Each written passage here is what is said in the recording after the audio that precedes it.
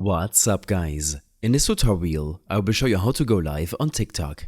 Going live on TikTok is a great way to connect with your followers in real time, answer questions, share ideas, or just hang out with your community. But before you jump into streaming, there are a couple of things you need to know. First, you must meet the requirements to unlock the live feature. TikTok generally requires you to be at least 18 years old and have at least 1000 followers. If you don't see the live option on your account, it's likely because one of these criteria hasn't been met yet. Once you're ready, open the TikTok app and tap the plus icon at the bottom center of the screen. This is the same button you'd use to post a video. Now, swipe through the bottom options and look for live. For most users, it will be next to templates. Tap on it. Before you go live, you will see a few settings.